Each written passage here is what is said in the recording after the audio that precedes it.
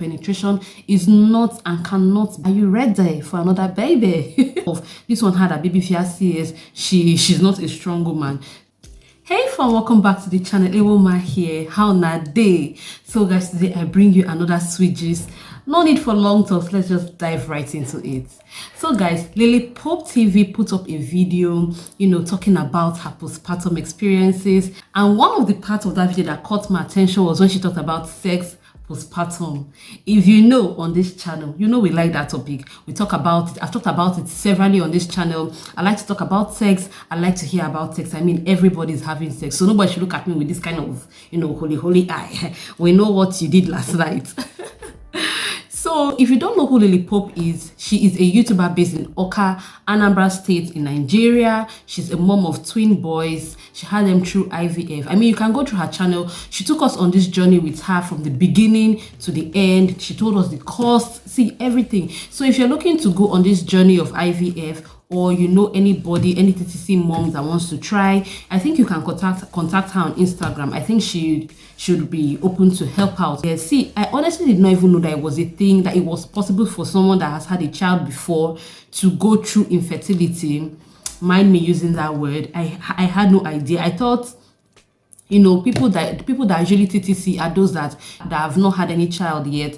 But I mean, thankfully, my eyes are now opened. I now know that, okay, it's possible for people to go through secondary infertility. That is the medical term for it. I'm so happy that finally everybody is now calming down. Before now, people didn't used to talk about their pregnancy at all. You just come online and say that someone has had a baby. I mean, no offense, it's still fine if you want to hide your pregnancy. People didn't used to talk about, the postpartum, labor and delivery.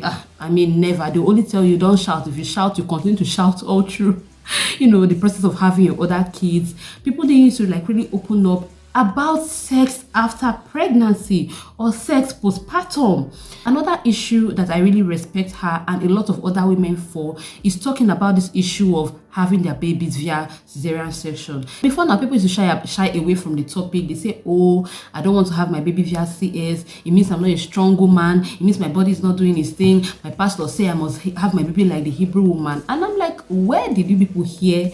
Well, see, let me ask you this question. Which of you was there when the Hebrew women had their children? None of you.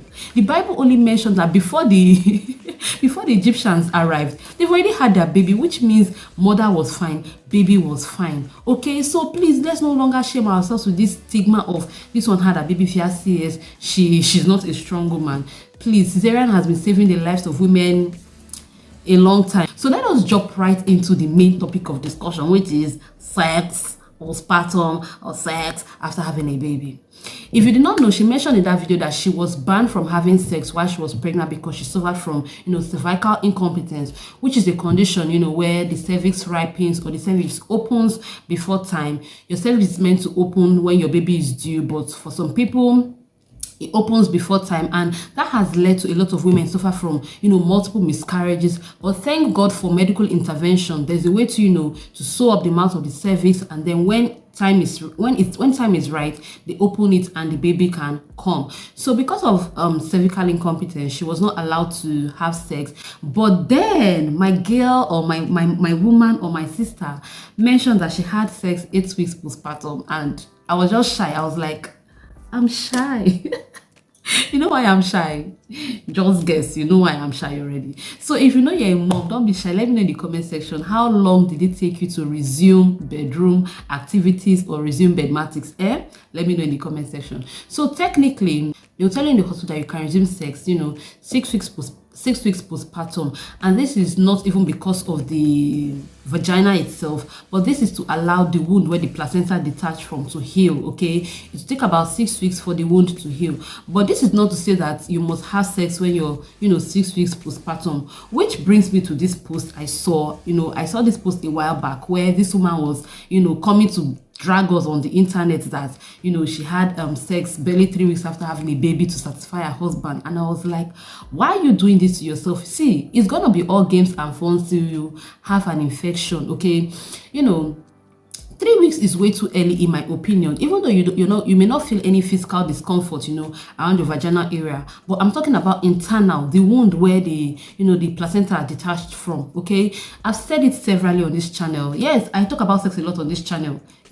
There are a lot of ways to satisfy or relieve sexual tension. Penetration is not and cannot be the only way. If your partner cannot wait for you to be ready, I mean, what kind of partner is that? Please, women, we need to prioritize our health. Our health comes first. No man should let you feel like, oh, you must do it when you're 6 weeks postpartum. Lily mentioned in her video that even her husband was afraid. Imagine at 8 weeks postpartum, my husband was like, are you sure you're ready? But the woman was like, come and pay your dues. Come and give me my conjugal rights. You understand? So, yeah.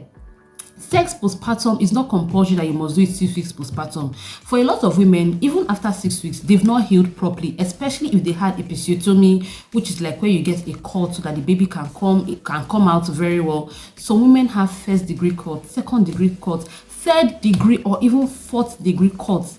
Those kind of wounds cannot heal in 6 weeks. You need at least months for those kind of wounds to heal. Okay, so 6 weeks is not the benchmark. Of course, they'll tell you 6 weeks, but 6 weeks is not the benchmark. For some people, it's not even about being ready physically, it's about being ready mentally. The process of labor and delivery or pregnancy as a whole deals some women a lot of blows that they are not even able to recover it. Some women have even developed PTSD as a result of labor and delivery. So back to the topic of sex after pregnancy. A couple of things you need to do when you're ready to get back into the game of sex after pregnancy. See, number one, you need a lot of lube. You need a lot of lube because it's gonna be dry down there. Hormones playing their thing or hormones doing their thing, estrogen, progesterone doing their things. So you may be shocked that while you are in the mode, you may be dry down there. I've said it in my video before. Saliva is not lubricant. Yeah, coconut oil is not lubricant, baby oil is not lubricant. You need proper lubrication before you do the do. Secondly, you have to be mentally ready. It's gonna be painful. Let me not even cap, let me not lie to anybody. It's gonna be as painful as the first time you did it. In most women's case, it is actually painful. So you have to talk to your partner to be gentle. You don't have to do it the first day. You can gradually get into the groove. You can start with romancing, foreplay, just to really get yourself in the mood. Because see, you may also be dealing with body issues. You may never feel comfortable with your tummy, your body, your stretch marks. So you need to build your confidence so you can, start little, play here and there before you actually get into the game. It does not mean that because you feel you're not ready, you must have sex today. You can give yourself time. You can do it over time. That way you don't hurt yourself. Another thing you need to take into consideration before starting to do the do after having a baby is ask yourself, are you ready for another baby? Yes, I'm talking to you. Are you ready for another baby? Are you ready for another baby? If you're not ready for another baby, I think it's a good time to, get yourselves proper birth control, proper contraceptives. Lily mentioned in her video that she's gonna resume pull-out method, and I saw in the comment section that a lot of women were telling her, yes, pull-out method. I want to believe that she knows what she's doing because the pull-out method is not the best. I'm telling you, go and check. I said this in my contraceptives video. I'm going to link that video in the description box. A lot of women have actually fallen victim of having their babies pull-out method. Daisy Space mentioned it. She had her third baby because of this pull-out method. Apparently her IUD had fallen out, so she was like, oh, I'm gonna go get it done, and then lockdown came, and what do you expect? She got pregnant via pull-out method. Pull-out method is not the best method. And for me to prove this to you, married women, I'm talking to you right now, adults, I'm talking to you, if you sing to the microphone, if you know what I mean, lick the lollipop or you sing to the microphone, after a while you notice that there's a particular taste. That thing you're tasting is not water. That thing is the seed that can germinate any egg inside you that is fertile and cause pregnancy to occur. So while you are doing I will pull out, ask yourself very well. And if you don't know, ovulation comes before menstruation. Menstruation does not come before ovulation. So you may be there telling yourself that, oh, I'm just, I'm not yet, I'm still breastfeeding. I'm not yet ready for another baby. My body is not yet menstruating. You may actually fall pregnant while your period has not yet come, because why? Ovulation comes before pregnancy. So before you resume active sex, after having a baby, you also need to consider yourself. If you know you don't want to be pregnant quickly after having your baby, then you need to have proper contraceptives. Go to the hospital, talk to your doctor. If you know you don't want to do any hormonal, you're scared of IUD, then just buy condom. It's very easy. That one, no stress. The only thing is, if it breaks, you cannot talk about emergency contraceptives. So I'm just here to debunk that myth that after having a baby you cannot get pregnant, or if you do pull out, you will not get pregnant, you fall pregnant. In Lily's case, she actually had cervical incompetence, as I mentioned earlier. So she needs about 4 to 5 years, according to her, to heal properly. So right now is not the time to take risks and get pregnant. So Lily Pope, if you ever come across this video, congratulations to you once again. I will encourage you to please have a proper form of birth control. I wish you well on this journey, okay? Another myth about sex postpartum that I want to debunk is that the vagina is no longer the same. Whether you've had your baby vaginally or through cesarean section, you're going to experience some changes with your vagina. Of course, it's going to be dry. It will be tighter. It will be smaller, okay? I've heard this before. Women saying, oh, I'm scared to have my baby. I don't want my vagina to be loose, blah, blah, blah, and all that. The vagina goes back to its original size. I know it will stretch to accommodate the head of the baby or the body of the baby, but soon after it goes back to its size. So let me take it from me. Nothing changes after having a baby. Sex is still going to be great. In fact, in some cases, it's even better. Yeah, in some cases, it is better.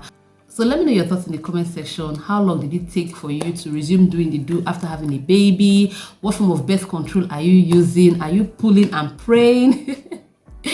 Thank you so much for watching this video, guys. I hope you enjoyed the video, and if you're not subscribed at this point, please consider subscribing. I'll see you guys in my next video. Bye.